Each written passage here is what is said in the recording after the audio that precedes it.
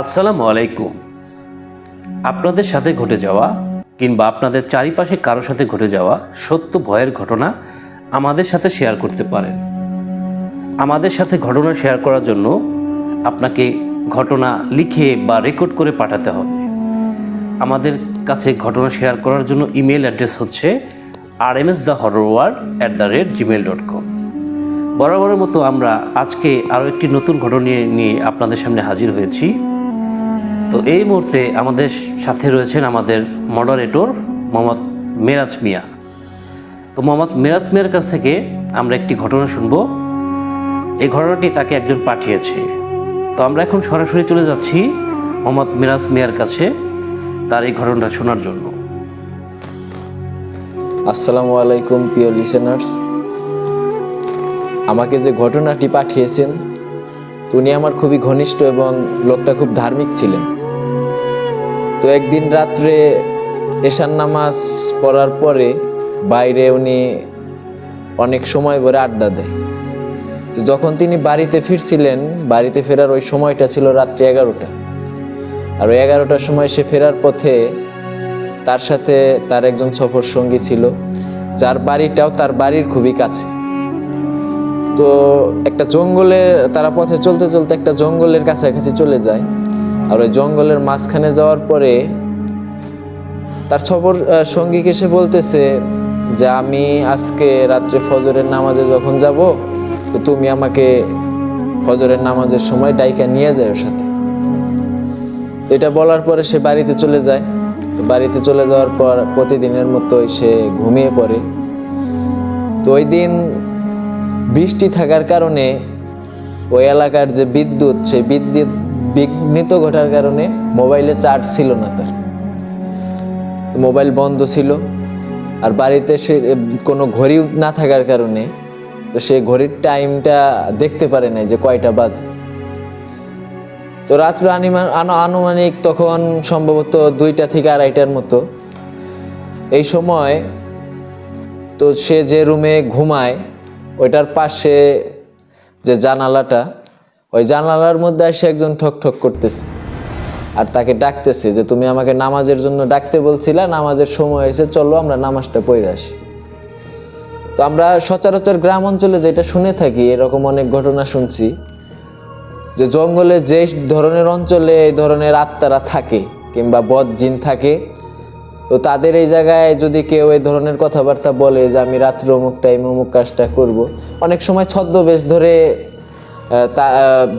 ব্যক্তির রূপ ধরে তাকে ডাকতে যায়, এরকম অনেক ঘটনা আছে। তো এরকম সে যখন তাকে ডাক দিল ছদ্মবেশ ধরে একটা বদ জিন, তো সে মনে করলো যে আমি যাকে বলেছি যে সেই হয়তো আমাকে ডাকছে নামাজে যাওয়ার জন্য।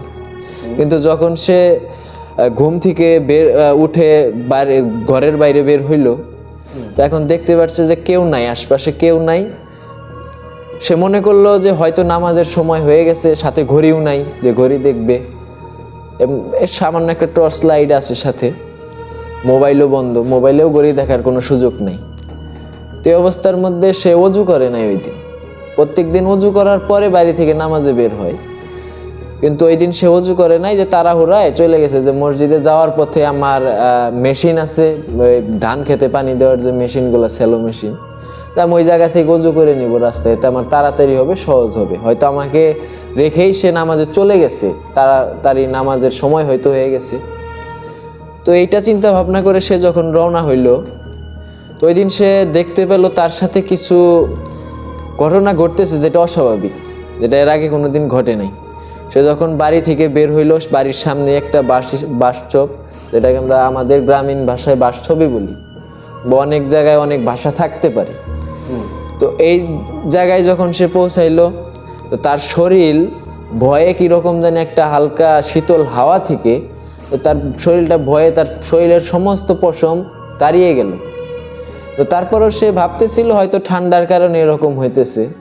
তো কিছু দূর যখন সে হাঁটতে থাকলো, তো মসজিদে যাওয়ার জন্য পথ ছিল 3টা, একটা মেন রোড আর একটা কিছু বাড়ির ভিতর দিয়ে চলে গেছে, আর একটা রাস্তা হইলো সেটা হলো ধান ক্ষেতের যে ড্রেন, ওই ড্রেন।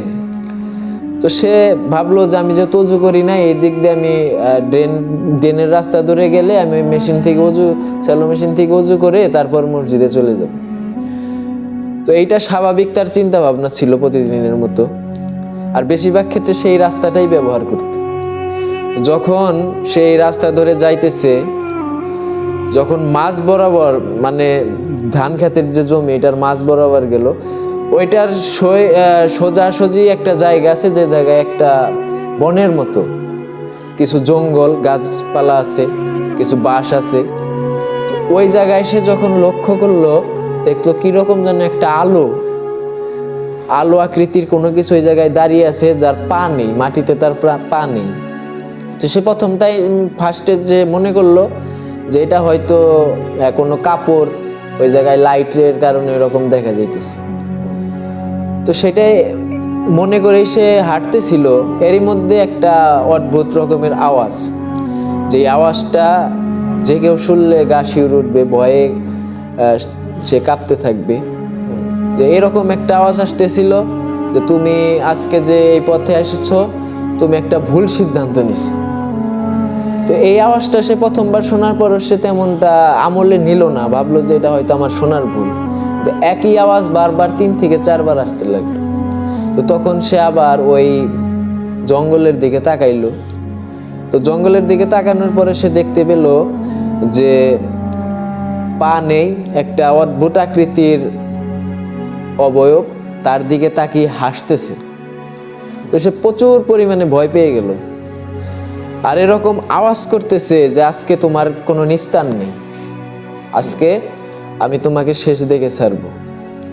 তো তখন তার আর বুঝার বাকি রইল না যে তার সাথে আজকে এমন কোনো কিছু ঘটতে চলেছে যেটা সে কল্পনা করতে পারেনি। তো এইরকম অবস্থার মধ্যে সে ওই জায়গায় দাঁড়িয়ে গেল, আর ওই অবয়বটা তাকে ভয় দেখাইতেছিল। সে খুব তাড়াহুড়ার সাথে যখন পথে চলতে থাকলো, ওই অবয়বটা তার রাস্তার সামনে বাধা হয়ে দাঁড়ালো। পিছনের দিকে যখন সে ঘুরতে গেল, পিছনের দিকেও সেই অবয়বটা নিমিশেই চলে গেল, মানে তার রাস্তাটা সে আটকে দিছে, সে কোনো দিকেই যেতে পারতেছে না। তো এই অবস্থার মধ্যে সে প্রচুর ভয় পাওয়ার সাথে সাথে তার মাথায় একটা বুদ্ধি আসলো যে আমি তো প্রতিদিন অজু করে এই রাস্তা দিয়ে চলি, তো আজকে তো আমি অজু করি নাই। তো যেহেতু ড্রেনে তখন ধান খেতে পানি যাইতেছে, তো সে সাথে সাথে বসে পড়ে আর অজু করে নেয়। তো এই অজুটা করার পরে তো সে এরকম ওই রাস্তায় দেখতে পেল যে অবয়বটা কিছু সময়ের জন্য সামনে থেকে সরে গেছে, আর সে দ্রুত রাস্তায় চলতে থাকলো। এখন পিছন থেকে আবার ওই অবয়বের একটা ভয়ঙ্কর আওয়াজ আসতেছে যে আজকে তোর বুদ্ধির কারণে তুই এই জায়গা থেকে বের হয়ে গেলি, তুই যদি এখন অজুটা না করতি আজকে তোর জীবনের শেষ দিন হয়ে যেত। তো এমন অবস্থার মধ্যে তখন পর্যন্ত তার ভয়টা স্বাভাবিকই ছিল, সে হয়তো কন্ট্রোল করে নিয়েছিল নিজেকে যে আমার দেখার ভুল হইতে পারে, যেহেতু ঘুম থেকে আমি উঠে আসলাম।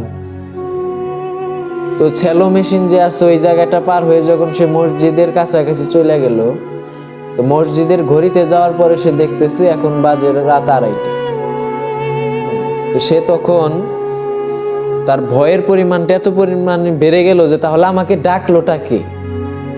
আমাকে তো আমি যাকে বললাম সেই তো তারই কণ্ঠ নিয়েই তো ডাকলো, কিন্তু আমাকে সে কেমনে ডাকলো? তো এই অবস্থার মধ্যে তার এই টর্চ লাইটের চার্জ ফুল পরিপূর্ণ থাকা সত্ত্বেও টর্চ লাইট অন হইতেছে না। তো এখন সেই মসজিদের এই কাছাকাছি জায়গায় থাকতেও ভয় পাইতেছে, মসজিদটা বাইরে থেকে তালা দেওয়া, ভিতরে যাওয়ার কোনো সুযোগ নেই, আর বাইরেও কোনো লোকজন নেই, একেবারে নীরব পরিবেশ। তো আমি আগেই বলছি যে ওই দিন একটা বৃষ্টির ভাব ছিল, বৃষ্টি হচ্ছিল রাত্রে, যে কারণে ওই এলাকার যে বিদ্যুৎ সেটাও চলে গেছে। তো এই অবস্থার মধ্যে তার একটাই অপশন ছিল, তাকে বাড়িতে ফিরে যাইতে হবে। তো সে বাড়িতে ফিরে যাইতে গেলে যে রাস্তাটা ব্যবহার করবে, যেই রাস্তা দিয়ে যাক না কেন ওই জঙ্গলটা তার চোখে পড়বে এবং সামনে ওই জঙ্গলটা আসবেই। তো সে যখন বাড়িতে ফিরতে আবার ওই জঙ্গলের কাছাকাছি গেল, সে আবার ওই অবয়বটা তার সামনে দেখতে পেল। এবং সে এরকম ভয়ঙ্কর আওয়াজ দিতেছে যে আবার ফিরে আসছি, তোর মরার খুব শখ জাগছে, এইবার আমার হাত থেকে কেউ তোকে নিস্তার করতে পারবে না। তো সে খুব দ্রুত চলতে থাকে, এক পর্যায়ে বাড়ির কাছাকাছি চলে আসে। বাড়ির কাছাকাছি চলে আসার পরে সে যখন ওই বাড়িতে পৌঁছায়, সে ভয়ে তার গাটা কাঁপতে থাকে, কিছুটা অসুস্থ হয়ে পড়ে। পরবর্তীতে সকালবেলা ফজরের নামাজের পরে যাকে সে ডাকার জন্য বলছিল, তো ওনার কাছে যখন যায় জিগাইলো যে তুমি কি আমাকে রাত্রে ডাক দিছিলা, উনি বলতেছে যে না, আমি তো আজকে ফজরে ঘুম থেকে উঠতে পারিনি।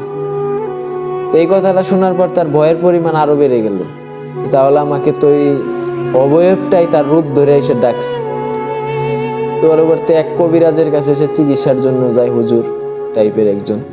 তো যাওয়ার পরে সে এরকম বলতেছে যে ওই বদ যে জিন, ওই জিনের 2টা বাচ্চা ছিল, যে বাচ্চাগুলা ওই রাস্তার আশপাশে যে কোনো একটা পুকুরের পাশে হয়তো বিশ্রামে ছিল। এই অবস্থার মধ্যে সে ওই বাচ্চার উপরে হয়তো মূত্র বিসর্জন করার কারণে হয়তো বাচ্চার কোনো ক্ষতি হয়েছে, কিংবা একটা মারাও গেছে। তো এইরকম কোনো কিছুর কারণে নাকি তার প্রতি একটা রাগ, যে তার ক্ষতি করবে, তাকে হত্যা করবে।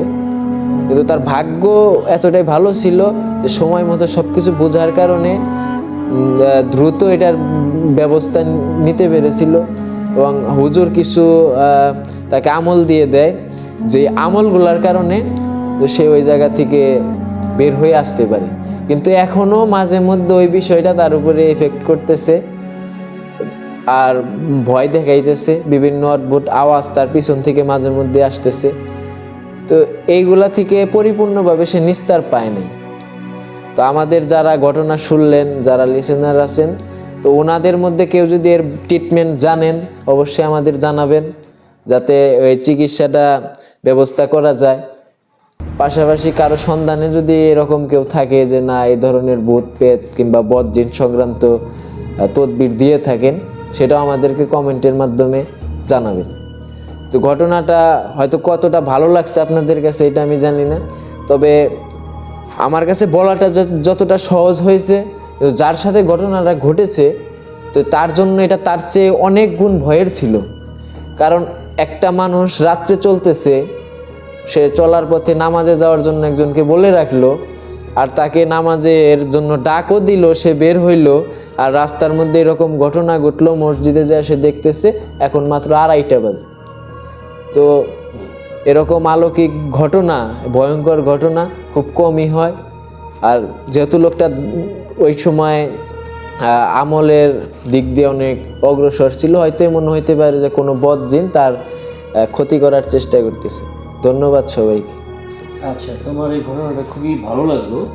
তো এরকম ঘটনা আমরা আরও চাই। তো তার জন্য আমাদের যে ইমেল অ্যাড্রেস rmsthehorrorworld@gmail.com, এই ইমেল অ্যাড্রেসে আমাদেরকে ঘটনা পাঠাইতে হবে। আপনি ইচ্ছে করলে লিখিত আকারেও পাঠাইতে পারেন, কিংবা ঘটনা রেকর্ড করেই পাঠাইতে পারেন। তো আমাদের মডারেটর মোহাম্মদ মিরাজ মিয়াকে অসংখ্য ধন্যবাদ। এরকম সুন্দর একটা ভয়ের ঘটনা, সুন্দর বলছি এই কারণ এই ঘটনাটা আসলে ভয়ের একটা উদ্যোগ করেছে। আমি খুব মনোযোগ দিয়ে এটা শুনতেছিলাম। তো এরকম ঘটনা যদি আপনারা চান আপনাদেরকে ইমেল করতে পারেন। তো এই ছিল আমাদের আজকের এপিসোড। পরবর্তী এপিসোডে আপনাদের সাথে দেখা হবে ইনশাল্লাহ। সবাই ইনশাল্লাহ ভালো থাকবেন, সুস্থ থাকবেন, সুন্দর থাকবেন। আসসালামু আলাইকুম রহমতুল্লাহ।